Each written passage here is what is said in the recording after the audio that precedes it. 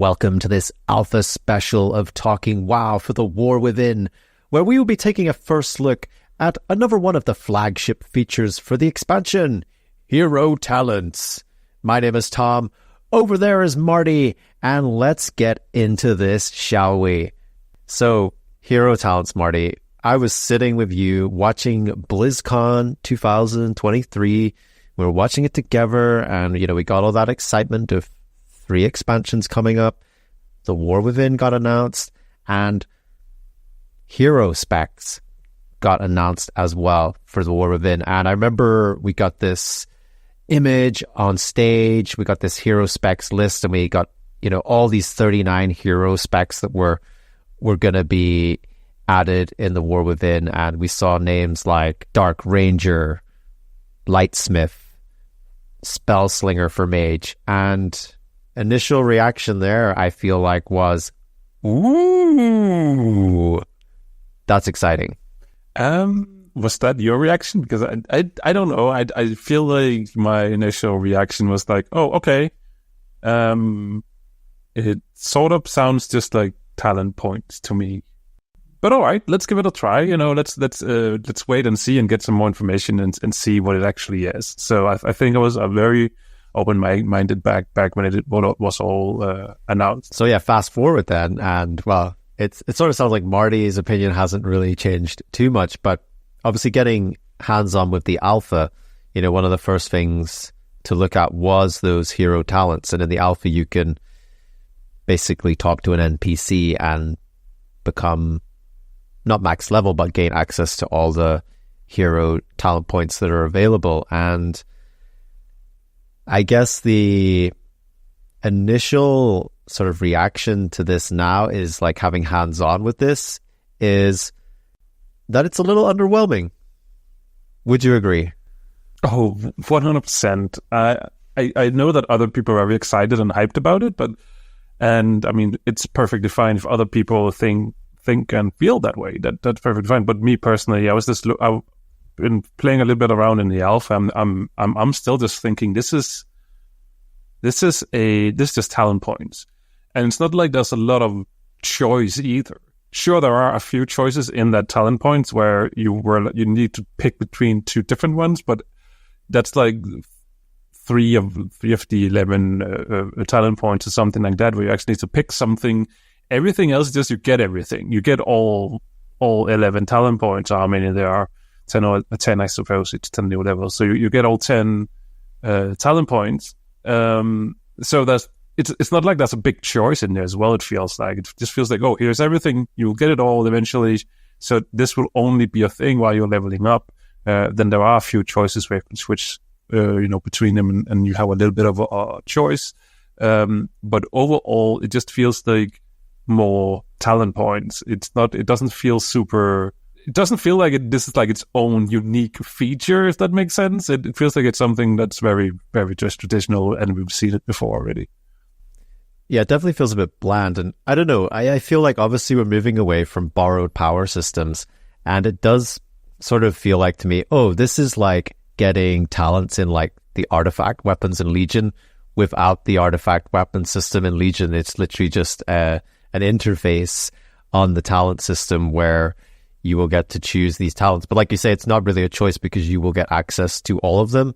And I think, the majority of these talents as well are passive abilities. So with regards to passive abilities, you don't really visually experience the benefit of those. I suppose you may get slight, increases in your damage or healing or damage reduction, little things like that. But to the average player and to the naked eye, I don't really think that has a big impact, does it? Until you're probably like crunching numbers, and we're sort of, well, myself here is sort of talking at this from just a general, like, this is a feature of the expansion that when you would first jump into the expansion, you'd be like, oh, this is something I'm gonna play around with and see what it does. And right now it feels a bit lackluster, I suppose. And I'll play devil's advocate a little bit here, because I actually don't think this is a bad system. I think just maybe the fact that it's being branded under hero talents maybe makes it sound way more epic than it actually is. And that just might be, like I say, a branding problem. By calling it hero talents, you initially get this expectation, don't you, that it's going to be something huge. Yeah, and I think you're right there, because to be fair, when I just compare it to the Holy Priest that I've been playing, obviously it's difficult to 100% say, but it because there's only one, as of recording, there's only one of those two choices available right now. But when I go in and I, pick all those talent points, it's not like my playstyle changes at all. I'm still a Holy Priest. And I really doubt that when the other tree is available, that it will change anything. I think I will still just be a Holy Priest. So the main difference from my retail Holy Priest and this one with a hero talent is that I get one extra ability that does some stuff, which is, pretty cool, something you can play around with. But it doesn't, at the base level, change the play style at all. I just get a little bit extra stuff in my toolkit. I have a question for you then. Do you wish it was changing your play style at all? I wish, because if you pick Holy or you pick Disc as a priest, for instance, that's a huge difference. And in the hero talents right here, they have awesome names that suggest that, you're going to be a variation of your Holy priest, for instance. And it really just doesn't seem like it right now. It doesn't really seem like, it's minor few things that are changed. You could have done the exact same thing by just, adding to the already existing talent tree that are there right now. You make a few extra lines and put these talents in there. That would be the same to me, or it would have the same effect. That would probably manage expectations a bit more as well if it was just like, okay, we're just adding an extra row of talents. But I guess branding and marketing wise, that's a bit underwhelming to also say, yeah, another line of talents. Just, hero talent sounds way better, doesn't it? It sounds like, oh my goodness, like this is huge. And again, there are 39 hero talent trees out there. We obviously have not played 39 hero talent trees to get an idea of every single class, because there might actually be some of these that, people are playing out there and are saying, well, this does change it quite a bit. This does make it feel a bit better. But I think on the other sense that this is supposed to explore probably a deeper class fantasy than we're used to.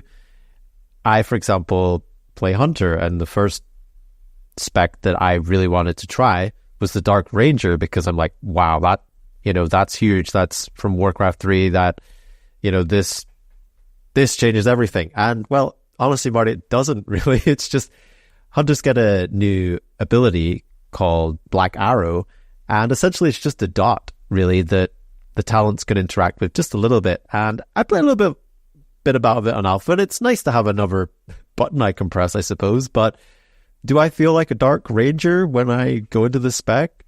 Not really. And I guess it really does bring the question of like, who is this system for?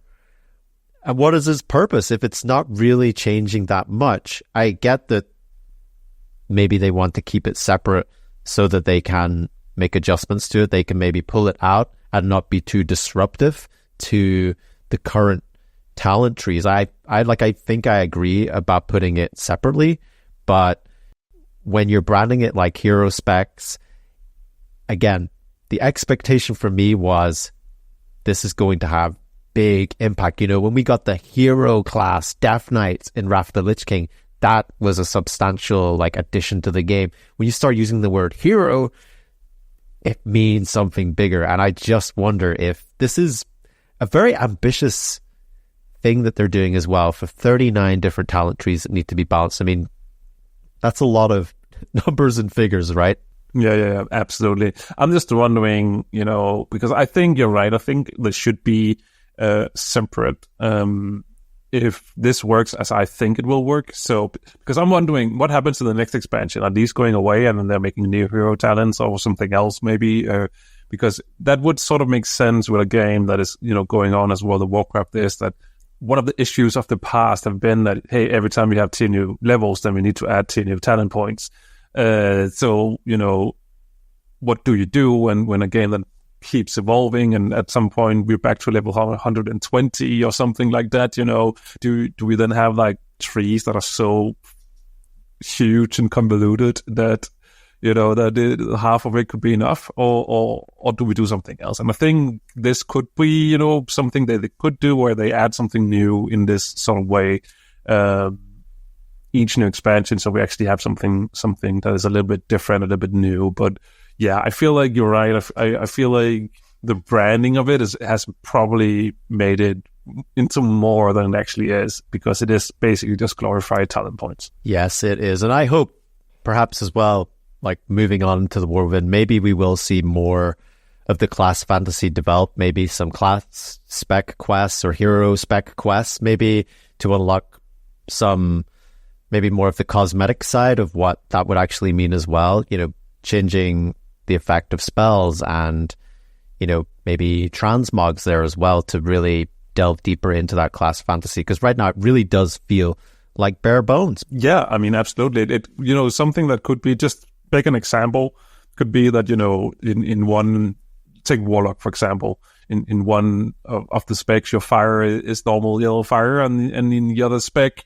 it's green fire all of a sudden, or something like that, just to play into some kind of fantasy where, now I'm a little bit more fell demon-y, or yeah, stuff like that.